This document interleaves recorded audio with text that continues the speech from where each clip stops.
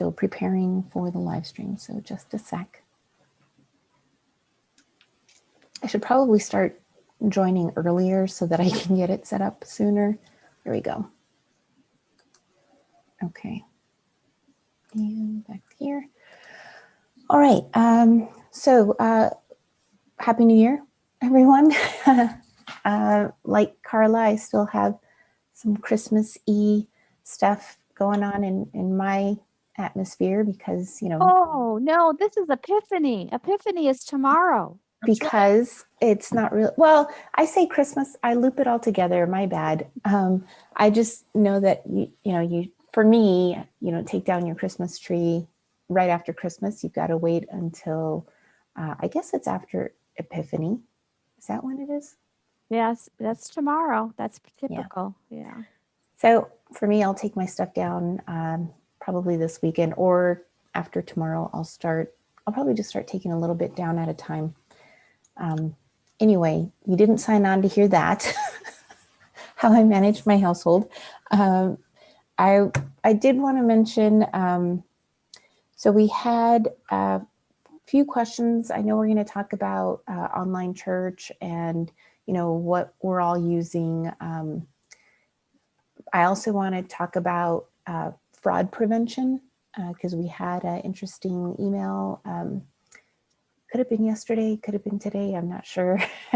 But it brought to mind a few things to consider, and there will be an article coming out about that Vimeo thing. We also had some questions about copyright and using YouTube videos. So we're gonna talk a little bit about that. And I wanted to remind you guys about two things: the January 15th Zoom license renewal deadline, and deadlines for annual conference. So let's start with the Vimeo settings and Mailchimp embeds. Who here uses Vimeo for their church stuff? Raise your hand. Nice, awesome. Okay, Chris, and at Calvary UMC, what is your name? Annie. I'm sorry, what? Annie. Annie. Hi, Annie. How you doing this morning? Happy New Year, everyone. Happy New Year. Okay, when you guys use Vimeo do you use it and include a video in your Mailchimp, or do you use Constant Contact or something else? I'm not sure our other two people that are tech, I'm not sure how they do it. Okay. Yeah. All right, no problem. How about you, Chris? We broadcast to a bunch of different platforms. We record our services, broadcast to a bunch of different platforms, and then basically everything is stored, so to speak, on Vimeo. So anytime we link to, like in our emails, we'll link to the last week's service, and that'll be through Vimeo. But we've got all of our online services there. Okay. So you have like a premium license with Vimeo, or just a regular, like a pro license? I think we have the pro license. I'm not entirely sure. Oh, perfect. So when we just got it, and there's a plus, and then there's a pro. There's two levels before there's a plus version and a pro version. Which one are you guys using, Carla? We got the plus. Plus, okay. I think the difference was the limits on how much you can upload. And I'm pretty sure that one of those lets you to customize the embed features, and one of them doesn't. So I'm not sure which one's like the more basic and which one does allow you. Have you guys tried customizing any embed features? Like making sure that closed caption is included, which is a great thing to have as a default. What else? I know you can change, like if you see the video title or not, the size that the video is going to be embedded at, things like that. But Carla was asking about, I'm not really sure, the settings for the video. So we have a video that we want to be a little more private. It's not like a worship service. It's something that we only want people to see if they have the link. And I have never used it before, and I was just curious what kind of settings you guys use when you upload them. Of course, if you're making things a little more private. Have you ever done that, Chris? We have. What we do is we'll actually upload our service usually Friday, and then we'll have it password protected, so that unless you have the password, you aren't able to watch the video. And then we'll turn it to private, or to public rather, on Sunday morning. Oh, and you do the private in advance. Is that just for your church leaders to be able to review it to make sure is this right, or is that for your congregation to view? It's so that we can do all the back end stuff. Oh, okay. So we have a viewer on our website that links to the Vimeo. So we need to do all that and embed it there and everything. And then we can embed it, but it doesn't show, if that makes sense, until Sunday morning when it becomes public. Okay.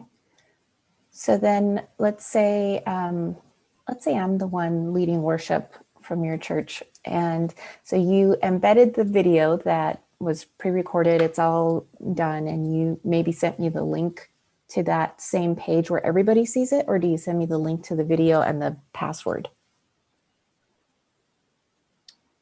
Well, it would still, if you went to our Vimeo page, it would still show that there's a video, but it kind of blurs out the image. Okay. So like the title slate, that gets blurred out, and it says this video is password protected. Oh, okay. So you do that not necessarily so that others can review it. It's just to make sure that you can set it up. It's all Right. ready to go. Okay. And then you just make it public on that Sunday. Yep. Can you schedule it to be public on a specific day? Don't think so. I think you actually have to go in and change the settings. Okay. But it's nice because, the way we have it set up is that our website will update automatically based on the Vimeo settings. Oh, yeah. Okay. Is that helpful, Carla, or do you have a more specific question? Yeah, it does help. Yeah, it does. Okay, cool. How about any issues that you guys have found with using Vimeo, or when you first started Vimeo, for people that watch this recording later? Any tips there? Is it pretty self-explanatory as it goes along? It's been a while since we've done anything on Vimeo. I did help one church set up a page for it. I know in that instance, I was super confused because when I first started using Vimeo, there was live stream and there was Vimeo. And then when they started using it, live stream and Vimeo are kind of the same thing, but like different version or different features of Vimeo. So that was super confusing when they were saying, well, we want to embed our live stream. And we're like, okay, well, let's go. What's your live stream account? It's like, well, it's blah, blah, blah. And they're talking about their Vimeo account, and I couldn't find them on live stream, and oh, it's just horrible. And then I find out that it's a special like upgrade with Vimeo to do live stream on Vimeo. And I'm not sure if it seems like it's a little bit different to embed the live stream versus the Vimeo account. The Vimeo recording. Because like you said, Chris, with the Vimeo recording, you can set it on private. You get that URL. You can do the whole embed thing, where the live stream was a little bit different. I just did part of it to set up a page, and they wanted a button to go to their YouTube site, a button to go to their like archives on live stream, and a button for, I think, their Facebook account. So I already had some of those graphics, so it was pretty easy to just change it to the dimension they wanted and send it to them. So for those that are watching this, if you're looking for a button for your website, you can go ahead and contact me, cdilabo@dscumc.org, and ask for those specific graphics, and I could send it to you pretty quick, probably within 15 minutes. Anyway, so any other questions about Vimeo or something you want to share? Go ahead.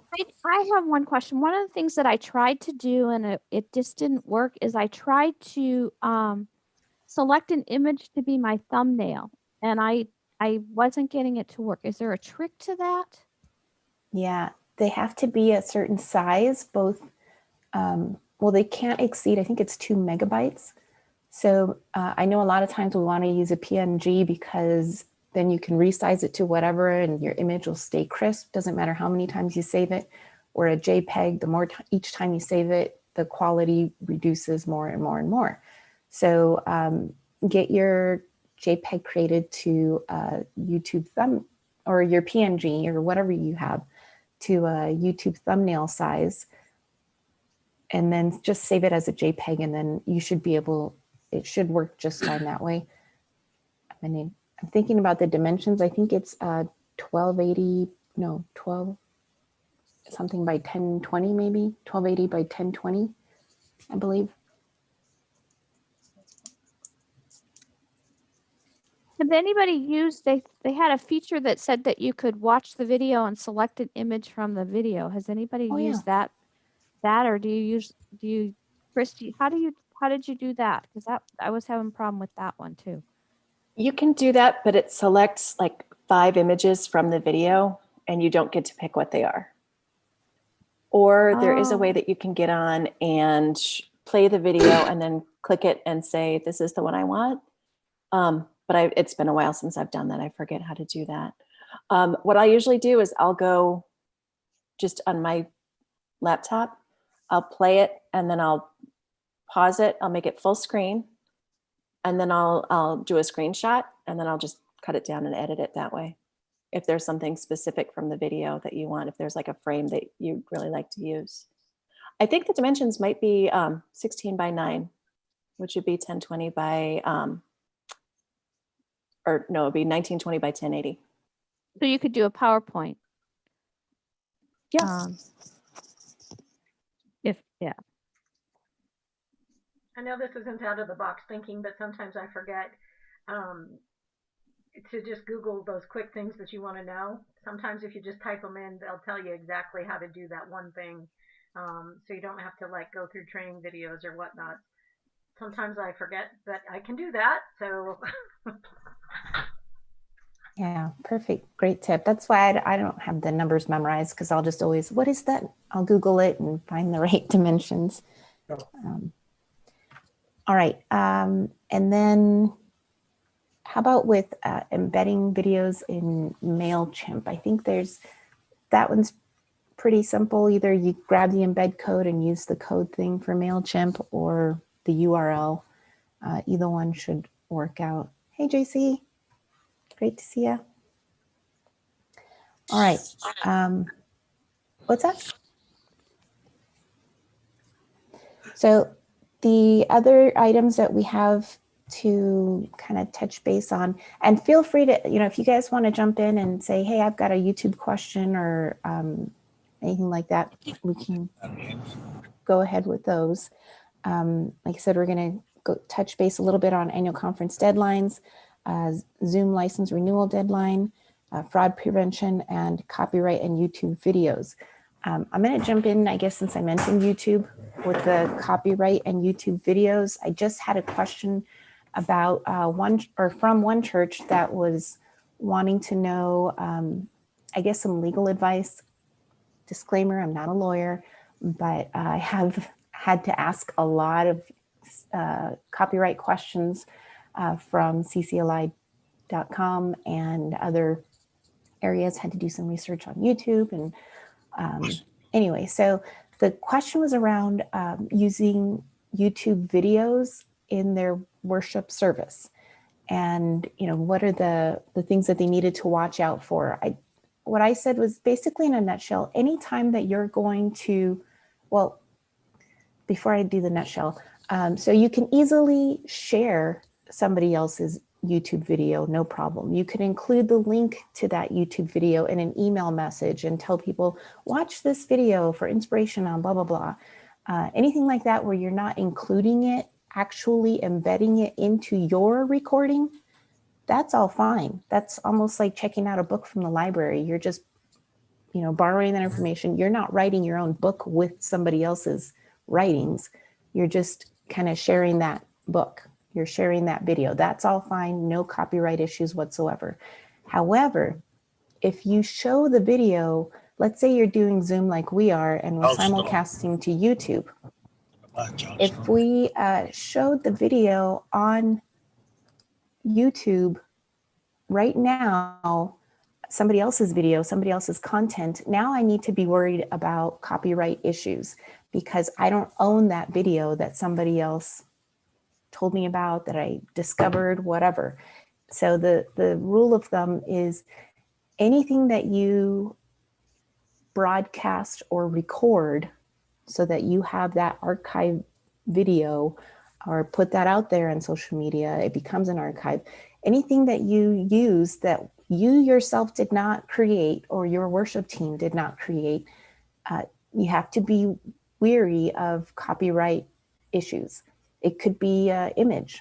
And so it could be the music itself. It could be the lyrics, anything at all that you did not create, you need to consider copyright.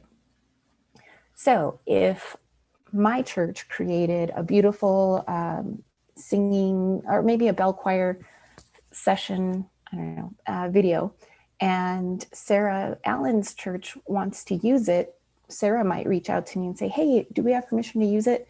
And maybe I ask the music director or whoever it is that wrote the song. And they also, because it was created by my church people, it's not a song from the hymnal, because they don't have the rights to say, yeah, sure, you can use it. All we have the rights to say is, yes, you can use the music that we created, the performance that we created, the artwork that we created.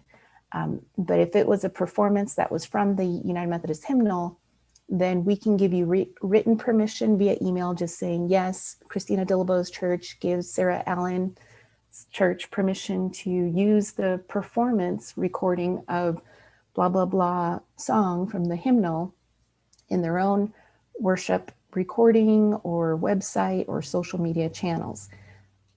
But that doesn't give Sarah's church the rights to use the song itself. Then they still have to make sure that they have the proper copyright license for it. And if in the opening video, I had some images that I purchased so that it looks pretty, or at the end of the video, whatever, I purchased those images, I also need to let Sarah know that, oh, and by the way, that opening image or closing image I purchased from blah, blah, blah. If I was really nice, I'd give her the link so that they could purchase it too. But I can't transfer rights for her to use that image. Her church would have to purchase those images as well. And then they can now have rights to use the image, the performance, and the song lyrics or whatever from the hymnal, because they have all of those proper purchased licenses or written permission for the various aspects of it. Does that make sense? Okay. All right. So that was kind of just a quick reminder about the YouTube and copyright issues that we go through. How about fraud prevention? I had a question about Google Ads. Somebody received an email from, it was you, Jim, right? Yep. Go ahead and share what happened. Well, we got a thing on Google Ads, and it was a blurb just to apply for a Google grant, which sounded great, but I went through the process, and it was evidently a grant management company that was trying to charge us $297 a month to manage a grant that would probably amount to about $10,000. And Christina sent me the link for the actual Google grant. I think we can manage our own grant, but we'll be working on that. Yeah. So, right now, especially just before Christmas, was a great time for scammers to start using other people's emails or to make it look like, hey, I'm Christina DeLabo and I'm fundraising for the church, blah, blah, blah. But it's not really me, it's somebody else. And to send those, it looks like Google ad grants, but it's not. In this case, it wasn't really fraud. It was just a really creative Yes. business that was trying to make money off of something that many people have heard about. So it's instant legitimate, right? But you could tell right away, always with any of those, number one, check the email address that it's from. If it's coming from some other location other than, in this case, Google, because it was some other company name, then that's number one. That's one thing to question. And then number two, if it's somebody asking for money, contact that person directly, not responding to the email, but contact the person in some other means and ask them about it. Hey, did you send me this email about blah, blah, blah? And so question. And the other thing, I am including a newsletter article that was published by United Methodist News Service in December of 2020, last year, about fraud prevention. So there's a whole set of like a list of items to watch out for, whether it's on your website or your newsletters, even if it's a PDF that you're sending out about United Methodist Church is now changing its policies where they no longer offer any lists of emails out there.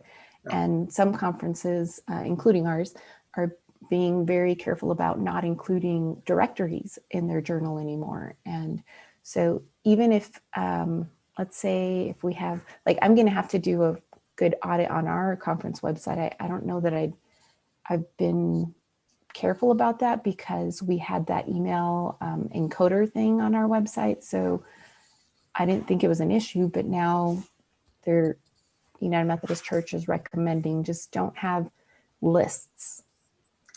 So if you have a list of your church staff, maybe a contacts page, try not including their email address anymore, even if it's a PDF. Did you have a question, Jim? No, I was just going to say that the reason I referred that to Christina right away is they were using a Methodist logo on their grant management page. And I thought this, it smacked of me of being some type of hoax. But I thought we should get that word out there that there are grants available, but Christina will send you the link for that. I've worked with grants research and so forth before, and usually you can do most of your own grant work. As Christina said, you can Google things and find out what's working and what isn't. So, I would hate to see a small church. I happen to be with Mission Bell United Methodist Church in Glendale, a small church with a limited budget, trying to shell out upwards of $300 a month for grant management. Yeah. Go ahead, Sarah. So is your advice that we take emails off our website? Email lists, at least. If you don't have an email encoder, then yeah, you shouldn't have them on there at all. But don't have like a full list. Like if it's part of a single post, I'm still leaving emails in there because ours are encoded. But I guess, I don't know if the bots are searching for lists, pages with a ton of stuff versus a single article. Well, I guess because we're not in the office all the time, I don't know how people would get a hold of us without posting our emails. So I don't quite know, how do you balance that? I can't imagine taking our emails off during this time. Yeah. Go ahead, Chris. One thing you can do is you can say, and I don't know if this is something that was warned against or not, but you could say, like, you could have a link that just says email Chris or email whomever, and then have that text, when the person clicks on it, would lead to the email address. Yeah, great idea. There's also forms that you could use on your website, a contact us. and you can select, like if it's a question about a prayer request, and then you select that one and it goes to that prayer request group. If it's about blah, blah, blah, we have something like that on our site. And if that's something, anytime we share stuff like this, guys, with great ideas, like how to embed the email in amongst the text. If you have a question about how to do that, we could always demo that. You could email me. You could probably Google it, but or how to use church forms. We do have people that are available to help your church on small tasks like that if you don't have someone that can help you, or if you have that question. All right, what else? And then remember there was a hotline and magnets that went out to churches. I believe it was in 2020. So there's a reminder in the newsletter that's coming out today about that fraud hotline or fraud prevention hotline.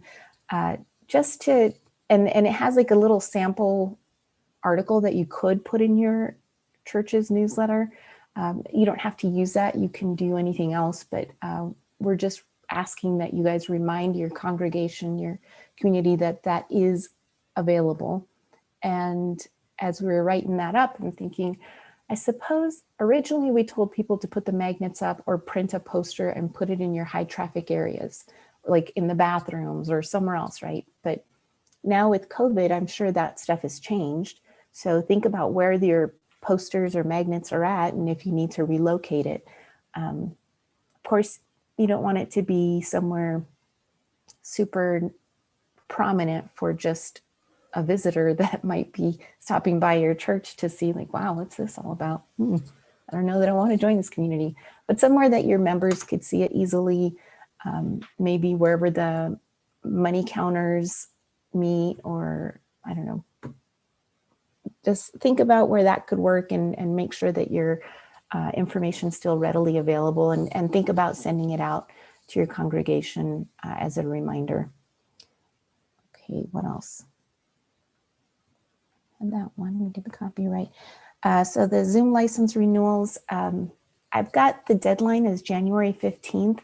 All I really need by January 15th is to know whether or not your church wants to renew, if they're thinking about, talking about purchasing additional licenses, or if they want to drop the licenses that they have. The reason why I need that by January 15th is because I need to let Zoom know that, all right, for 2021 contract, now we want only or an additional so many licenses, and then we have to pay them all up front.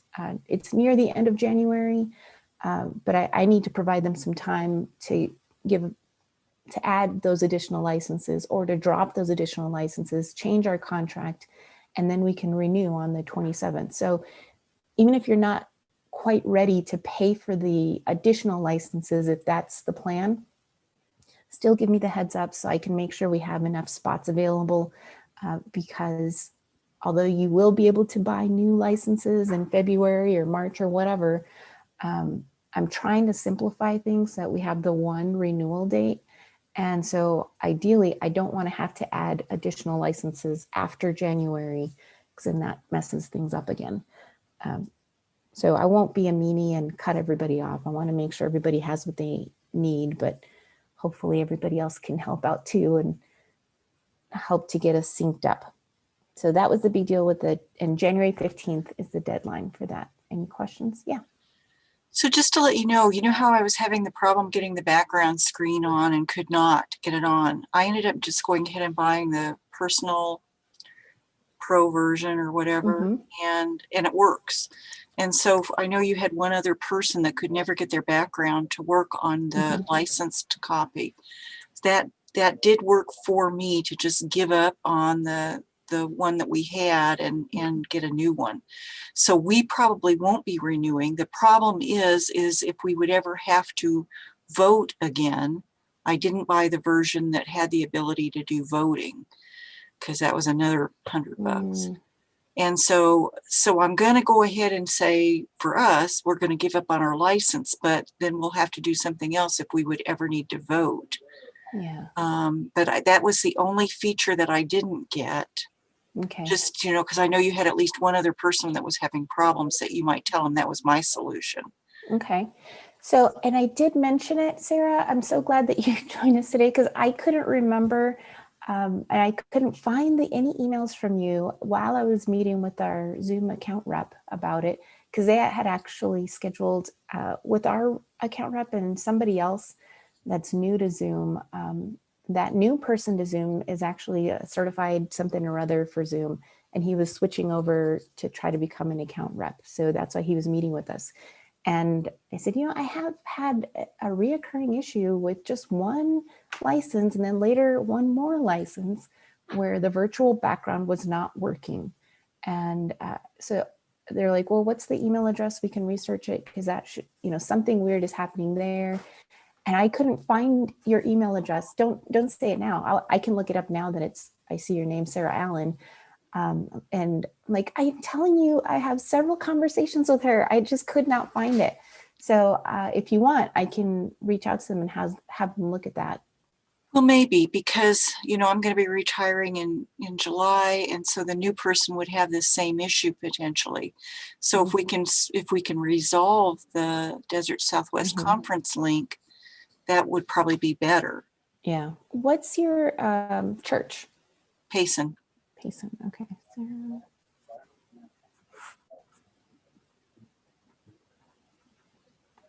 And I think you did tell me who the other person was, but I don't remember.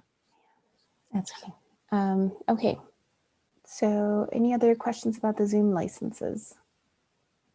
No. Okay. I did have one other question this morning where somebody asked me, I've been using it was either a personal license or business license for church stuff. Is that okay? And yes, it is okay. I mean, as in, there's no restrictions from the church's side if you want to use your own resource, as far as I know, if you want to use your own resources to support your church ministries. The one concern that I shared was, which I didn't mean to imply to that person, that you might do this, that's why they wouldn't want you to use it. It was just, as is the case with any volunteer type stuff, what if one day you decide to leave and it's maybe on bad terms? So the church might want to be careful and have their own license or their own account so that if you decide to leave and you're the one managing all these meetings for the church, that you're involved in 10 different committees, that they don't lose all those scheduled meetings. It's not really a big deal with Zoom because a new person could start scheduling the stuff, ask anybody on the committee, so when do you guys normally meet? And okay, so I'll schedule it. It's not a huge deal. So that's why I'm thinking it's really not an issue for a person to use their own Zoom license for their church ministries. But it keeps things easy and simple to be able to transfer to a new person to be able to manage the church's meetings if it's the church's license. So keep that in mind. And while we're on that subject, same thing goes for social media accounts, for website administrators. It's always a good idea to have somebody else instead of just the church volunteer as the main administrator. Have the church office be an administrator as well. You can have the conference. I know we're on probably 40 different Facebook pages from churches in the Desert Southwest Conference.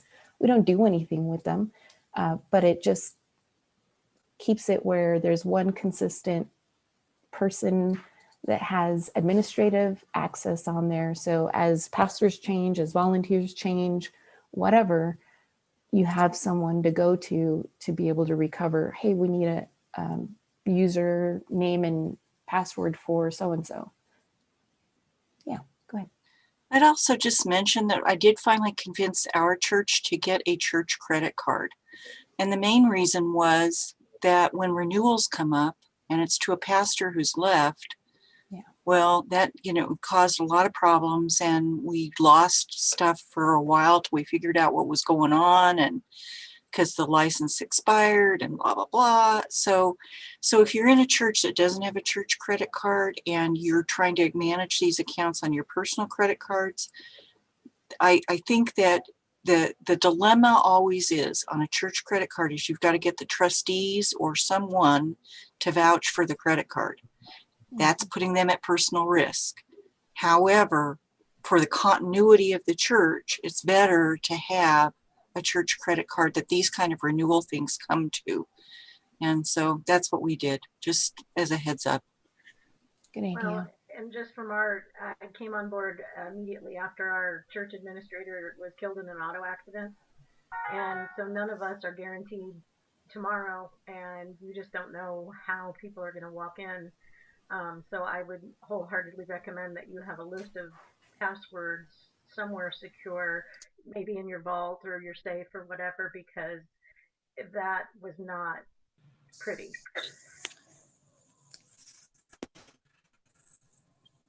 I have a question for Sarah. A church credit card, someone's name has to be on it. How do you do that?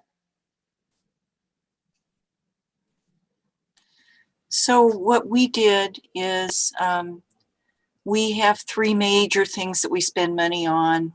One is the janitorial supplies and office supplies. So we have a $2,000 line under the office administrator's name.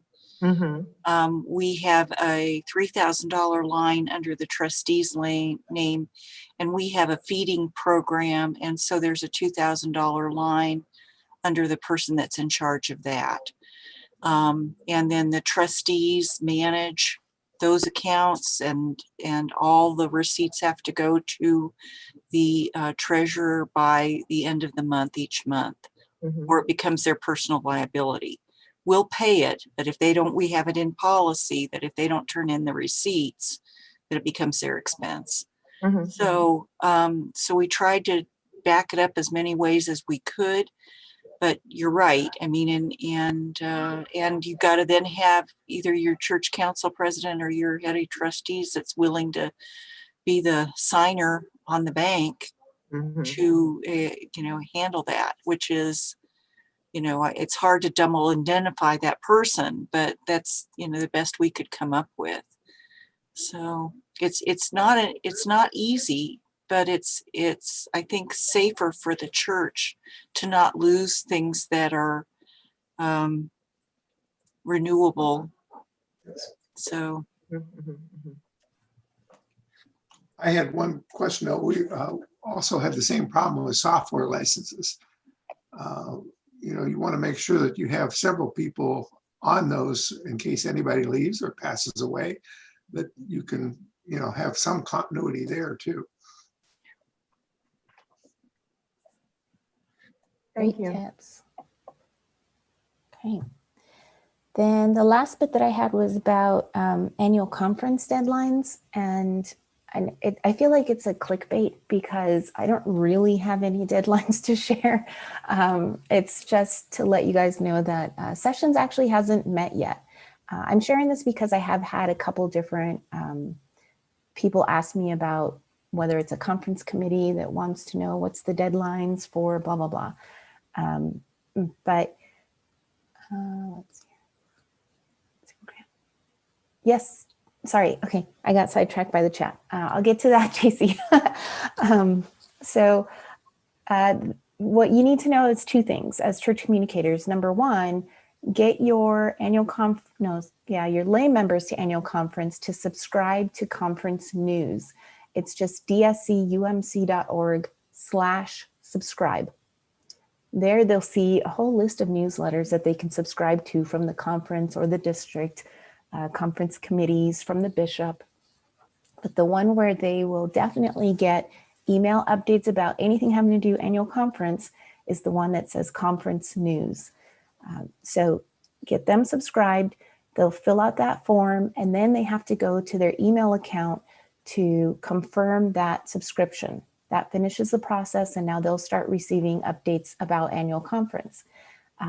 Then if at any time you feel like, oh, I need to find it, somebody stopped by and asked me about blah, blah, blah, about annual conference, or I can't find that form, whatever. As we send out stuff about annual conference, they're always accessible from the website page, dscumc.org/AC or /annual-conference. Any of those two links goes to the same page. We add any of the messages that went out about our annual conference get added to that page. Last year's journal is available there.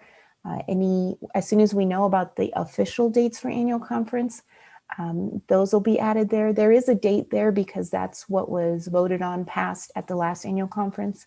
But just like our last annual conference, we need to all be aware and be prepared to be nimble that those dates may change. Deadlines may change. Depending on what COVID allows us to do. If we're able to meet in person, that date's up there on the website, dscumc.org/AC. But in parentheses just below it says something about subject to change, because what if we have to go online again? Last year, we ended up having annual conference reduced to, was it 2 days or 3 days? 2 days, thank you, yeah. So dates changed. So keep that in mind, and get your lay members to annual conference subscribed. And then, all we can share right now is what was published, what was passed as far as dates go. They're in the journal, which is available for download on that dscumc.org/AC page. In the conference rules, there's a specific section, maybe Carla. It's in the conference rules. It's in section 2, item, did I say E? Yeah, I think so. Item E, and that lists the deadlines for petitions, resolutions, and conference rule changes. Thank you. So as registration becomes available, that's going to be on that AC page. So that was it for that. Now, JC had a question, and does anybody have a question about that, about annual conference stuff? Okay, great, because I have no answers. So JC had a question about the Zoom grant from Desert Southwest Conference. Should we renew? So JC, maybe you missed out on the part we were saying that yes, I would say renew because it's going to be a less expensive option, but it's $120 for the year. And I just need to know by January 15th if you want to renew or if you want to purchase additional licenses beyond, let's say if you had just 1 or 2 licenses and now you want to have 5. I need to know that I need to request 3 additional licenses by January 15th so that Zoom can set up our new contract and we can pay for all the new licenses and the renewing licenses towards the end of January. And then, payment for the license would be great in January as well. That way we're not paying in advance of that. Typically what I've been doing is I wait for the payment to come in, and then if Zoom has activated those new licenses, once the payment comes in, then I'll go ahead and put that information in there, process the new license. I'll email you back and you get the information about that, hey, your new license is ready, and make sure you download the Zoom app, blah, blah, blah. But since you said, should we renew, I want to make sure you guys are aware that you don't really have to have a paid license to have Zoom meetings. You can still do the free meetings for up to 40 minutes. And in some cases, I've heard that, our meeting was using a free license and we were able to meet for an hour and a half. So I wouldn't bank on that. I would plan on, if you want to have a 2-hour meeting, schedule 2 or 3 meetings, I guess it'd be 3 meetings, and send all 3 links in your email invitation. Plan on, 2 or 5 minute breaks after every 40 minutes so that you can meet back exactly at a certain time using the second link or using the third link. So that's one workaround. You don't have to have a paid license, but you're also limited on all the bells and whistles. Like Sarah said, you can't do voting with it. There's other things you can't do. Doesn't it limit how many people can be in the meeting? I bet it does. Yeah, because part of our DSC Zoom licenses allow up to 500 people, which is considered a large meeting. And you also get webinar with it for up to 500 people. You also get a toll-free number, unlimited use of it. So all those things kind of nice to have, but not necessary. There's other ways around it. So keep that in mind. $120 for the year, and January 15th is the deadline.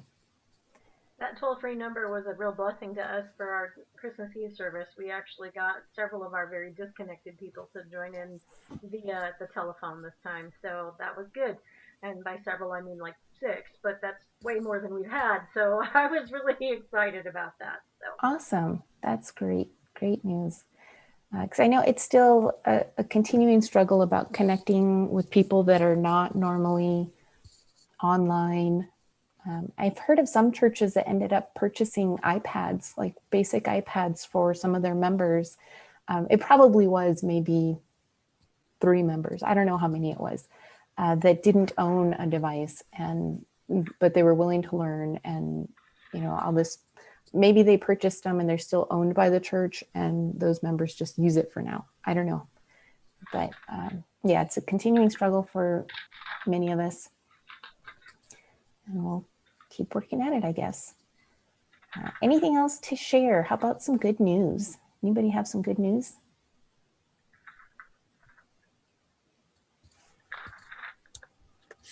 I've just been really pleased with our film. I always want to call it Philharmonic, but that's not quite right. But that license ability and the way we've been creating our videos, I've been very, very happy with. I've got, luckily, somebody that's got artistic flair that's putting them together, but they've been very nice, and that was not a huge expense. So, I do my sermon and the intros, and certain things we film on an iPhone, and certain things we film on Zoom, and put it all together. And, it's a pretty decent little service for not as much money as we originally thought. So. Great. Can you go a little deeper into the Philharmonic license? It might have been a meeting that I missed. Gosh, that's not the real name, Christine. Do you remember what it's actually called? Are you talking about the CCLI license and the streaming license? No, it's a program, and it sounds like Philharmonic, but that's not it. It's something close to that. But I'll email Christine and she can email it out.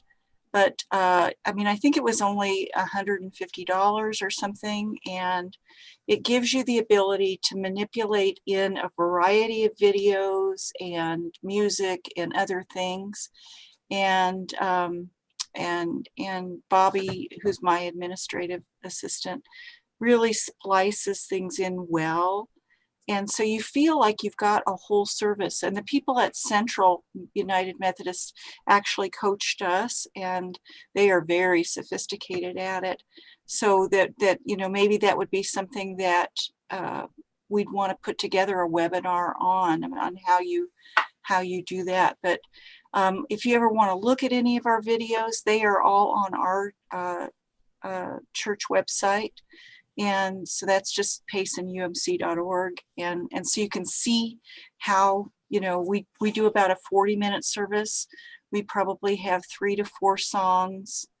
And, we put the words under things so people can sing along. It is not live, but they can then look at it whenever they want. And we send out an email with it on Friday. It's posted on our Facebook page on Saturday and on our website on Sunday. So that's just how we've been doing it. But I'm very grateful for that technology. We were a little bit late into the game because we had nothing when this all started. And so we're getting better at it. Who else has some good news? TFUMC. Go ahead.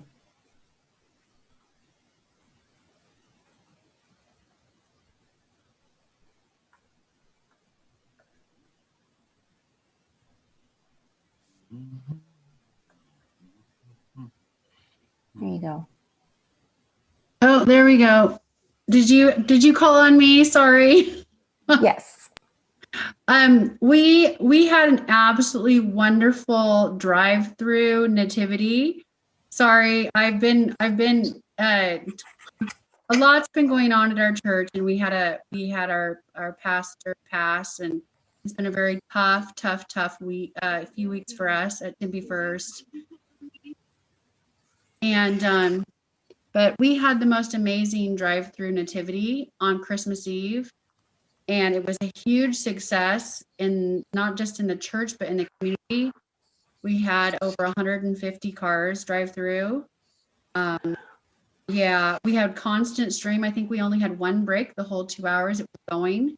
The mayor attended, Tempe Mayor Corey Woods attended. We had the news that showed up. It was pretty awesome. And communion was offered. It was just amazing. It was absolutely amazing. Everything was socially distanced. Every family did their own booth and scripture, and it was just incredible. It's on our Facebook page if people want to look it up. We're going to be doing it again at Easter, but it was awesome, and we got so many compliments from the community that people were just looking for a Christmas Eve service or anything of the sort to be able to socially distance, and we did it. And it was really fun. And I don't attend this church. In my family, we did the Shepherd's station, and it was with scripture, and it was amazing. We all had piped in music. It was just very it was awesome. So I just wanted to share, and it was some wonderful experience for the community. We had people that came actually from like Casa Grande, Globe, and all over the valley to come to the drive-through nativity. Wow, that's awesome. Was this the first time you guys did that? This is the first time we did it, and we had stuff from about 20 years ago, like we had the crush, and we had some donkeys, we had some camels. We made sheep. I mean, we had costumes from over 20 years ago back in storage, and we pulled them all out and laundered them all. And I mean, it was a lot of fun, and we all socially distanced, and in our parking lot, we had cones out and luminaries out and lights out. And it was just a really great, it was wonderful because the scripture was read at every station, and we had, I think, 10 stations.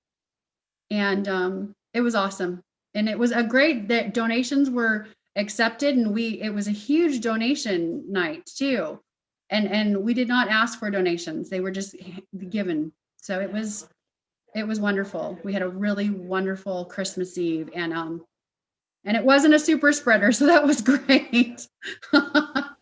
Yeah. So did you guys do this during the day, or was it at night with lights? No, it was from 3:30 to 5:30, so it was dark when we ended. But we also offered it in the late afternoon so that the elderly could come, because of course they do not like to drive at night. And they were so we had a long stream of elderly that came through between like 3:30 and 4:30, and then the sun started going down around 5, and then it was mostly families, and we actually had I guess there's a children's home at a orphanage in East Mesa that a huge van of like 20 children. I mean, it was probably like 14 or 17, but it came through that was from this orphanage off of Val Vista is what they had said, or Higley. I can't remember what they said, but that came through with the kids, and it was just it was just awesome. And it was just a really amazing time, and we're going to do it again for Easter. And hopefully that we'll be able to engage more of the community, and reach our, church members, be able to include, and we just basically assigned a different family to each scripture and then let them run with it. People decorated their booths. It was fun. And Nice. and every family stuck with themselves. So there was and it was very socially distant. So, every booth was at least 50 feet away from each other. Wow. So- How about for publicity then? I mean, you guys had a ton of people come out. What did you do for like getting the news out, for the mayor to be aware of it? Yeah. So what we did is we sent it to the city of Tempe about a month previous, and they just put it on their special events. We also I sent it out to the different Facebook news stations on their Facebook accounts. And so I just sent them we had little invitation cards, little postcards. And then when we sent out our new directory, because we send out a new directory every 5 to 10 years, and we sent out our new directory with like a Christmas letter, we sent out 5 of those postcards per church member and said, please put them on, your neighbor's doorsteps. And they did. And so, we put signs all along University, which, we're a very public location in downtown Tempe. And so we had a lot of response. We had a lot. We were shocked. We thought maybe we'd get like 50 cars or maybe 20. And we counted, it was like 157 is how many we had come through. And it was awesome. And we heard my family, we were out at the Olive Mill out in Queen Creek over the week between Christmas and New Year's. And there were another church, it was like a Church of Christ that had done something similar, but 2 weekends previous, so not on Christmas Eve. And but not as well attended. Ours was very, very well attended. And I just had to share. It was just really just spectacular. And people that would have now emailed the church asking for information about our church and and our what kind of activities that we have going on Zoom. And so it was a huge boost in our interest in Tempe First. That's awesome. I think a huge takeaway. Well, first of all, thank you for that good news. That's phenomenal. I mean, talk about still being able to gather and evangelize, even though we can't be together in person. That's a great creative way to be able to invite people to your church community. But I think a huge, don't forget it, tip is connecting with the news channel's Facebook pages. That's Right. Brilliant. Yeah. And all I did was send them the postcard. I didn't talk to them at all. I just sent them the postcards to every news station on their Facebook page. Mm-hmm. And of course, sending the event information to your city to include that was brilliant too. Way to go. Yeah. So we had a great response. Fabulous. Okay, guys. Well, this is the end of today's meeting. I can't tell you for sure if we're meeting next week or not. I'd have to look at my Outlook calendar to see, because I know I've got an extended cabinet meeting coming up.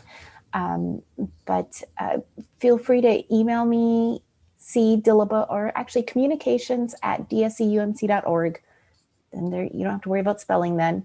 Then you can send me questions that we can share to the group, or offer a tip or an idea for a webinar. I'm definitely going to follow up, Sarah, both with you and Central UMC about the Philharmonic, whatever it is, and we'll see about scheduling a webinar. I hope you guys have a great rest of your day and week, and